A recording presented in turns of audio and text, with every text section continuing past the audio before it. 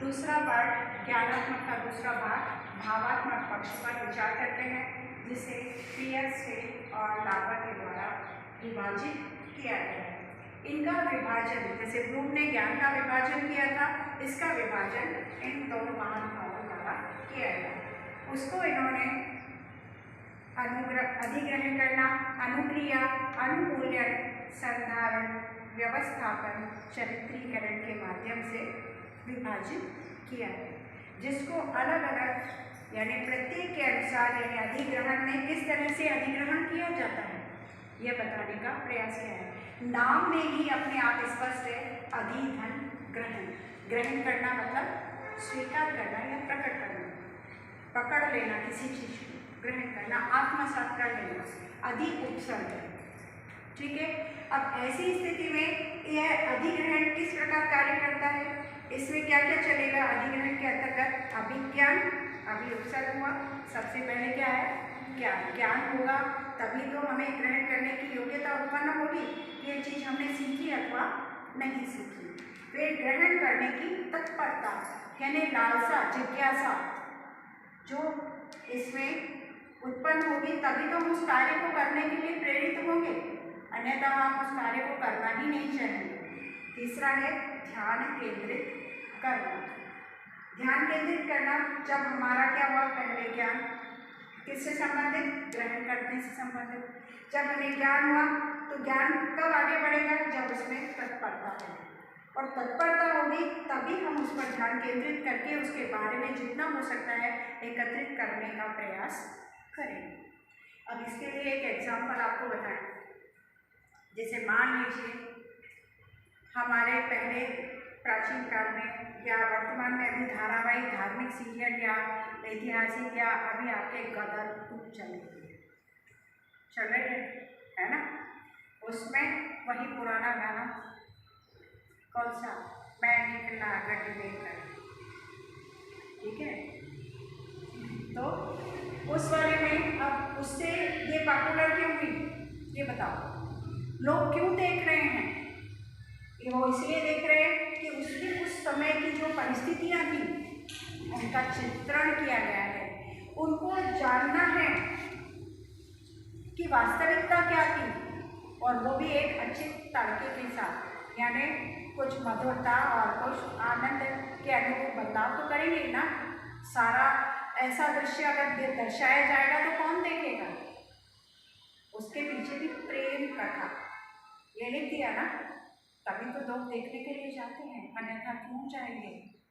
कि ऐसे माहौल में गदर में कथा कैसे बनी, ऐसी विषम परिस्थितियों में कथा कैसे बनी, तो उसका ज्ञान कब हुआ, जब ये तत्परता हुई, चलो चलो वही वाली पिक्चर वापस लगी है, देख कर आते हैं क्या हुआ है।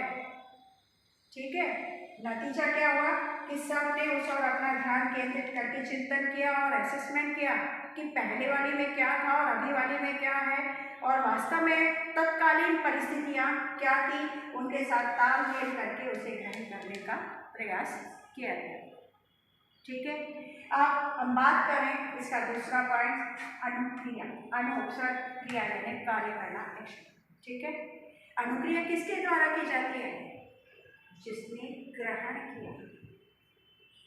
जैसे हम बोलते हैं ना कि 3 वर्गीकरण 3H करते हैं, हेड, हार्ट और हैंड।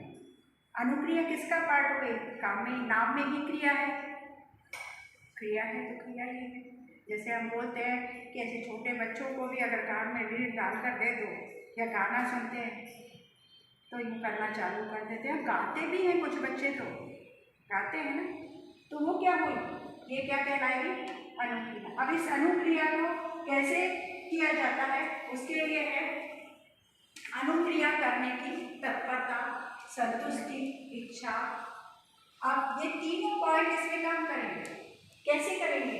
अब जैसे मान लीजिए यहाँ पर अभी थोड़ी देर पहले अपन ने बात की गदर फिल्म की, ठीक है, गदर 2, उसके हिसाब से अगर अपन देखें अनुक्रिया करने की तत्परता, तो वहाँ पर मेन लीड रोल कौन हुआ, सनी देओल, राइट। और कुछ बच्चे और थिएटर से निकलते हुए क्या करेंगे, उनको संतुष्टि मिल तो वो तत्परता कहाँ दिखाई देगी? उसके डायलॉग बोलेंगे, उसकी स्टाइल में बात करेंगे ना। जैसे हम एक एग्जांपल देते हैं सलमान की पुरानी पिक्चर का, तेरे नाम। तो लोग बाल भी बड़े रखने लगे थे, बाइक पर बैठते भी तो ऐसे पोज बनाकर बैठते थे जिससे सलमान से कम नहीं है। और फिर कुछ लोगों ने तो मोर पंख साथ लेकर के आते जाते वाजी वापड़ी होता है। तो ये सब क्या हुआ? इच्छा कब हुई? जब संतुष्टि हुई। संतुष्टि कब हुई? जब ये जो इधर वाला पार्ट का ग्रहण करने का वो आगे बढ़ा। कहाँ पर? अनुक्रिया में। अनुक्रिया में भी वही बात है, जहाँ ग्रहण करने की तत्परता होगी, उस तत्परता के बेस पर ही हमें जब संतुष्टि होगी तभी तो हमारी इच्छा होगी उस काम को करने की, अन्यथा हमारी इच्छा नहीं होगी। अब इसके बाद अनुक्रिया के बाद अनुमूल्यन, अनुपसर्ग हुआ। और मूल्यन का मतलब क्या कहलाएगा? मूल्यांकन करना। जीवन में सबके परिस्थितियाँ आती हैं, भाव किस पर डिपेंड करते हैं? किसी वस्तु, व्यक्ति और परिस्थिति पर।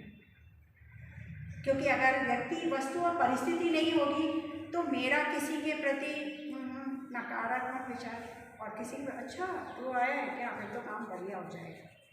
तो ये क्या हुआ? परिस्थिति, अनुभव, ठीक है। और व्यक्ति तो इम्पोर्टेंट हो ही गया ना, ठीक है। ऐसी स्थिति में हम क्या करेंगे? वही अनुधन मूल्यन, राइट। अब इसका मूल्यांकन कैसे करेंगे हम? यहाँ पर ये इतने सारे जो पॉइंट्स दिए गए हैं,